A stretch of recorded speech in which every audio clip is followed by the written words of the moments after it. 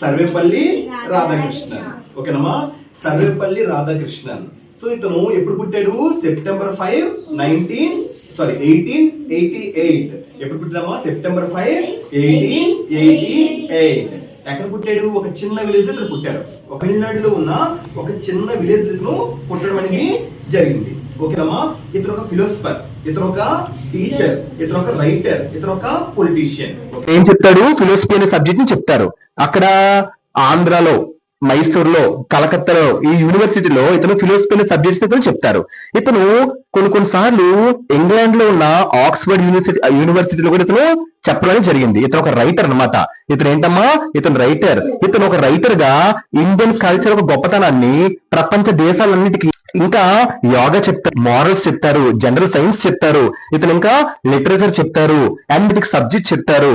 So ఇన్ని చెప్తారు కాబట్టి ఇతను ఒక పుట్టినరోజుని టీచర్స్ డేగా సెలబ్రేట్ అని చేసుకుంటారు. ఓకేనమ్మా, టీచర్స్ డే తెలుసు కదా, సెప్టెంబర్ 5. ఓకేనమ్మా, ఇతను వైస్ ప్రెసిడెంట్ కూడా చేశారు. 1952 ఇతను ఏం చేశారు? వైస్ ప్రెసిడెంట్ ఇతను చేశారు, సర్వేపల్లి రాధాకృష్ణన్. ఇతను మళ్ళీ వైస్ ప్రెసిడెంట్ కాదు, సెకండ్ ప్రెసిడెంట్ గా కూడా చేశారు. ఇప్పుడు 1962లో. ఓకేనమ్మా, 1962లో సెకండ్ ప్రెసిడెంట్ గా చేశారు.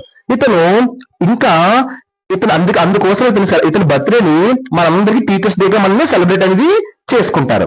సో ఇతను 1954లో అత్యంత మోస్ట్ ఇంపార్టెంట్ అయిన ఒక పురస్కారాన్ని భారతరత్న తీసుకున్నారు. భారతరత్న అంటే హైయెస్ట్ సివిలియన్ అవార్డు. ఓకేనమ్మా, గ్రేటెస్ట్ అవార్డు అనమాట మన ఇండియాలో. సో 1954 ఇతను భారతరత్న అవార్డుని తీసుకున్నారు. ఓకేనా, సివిలియన్ అవార్డు.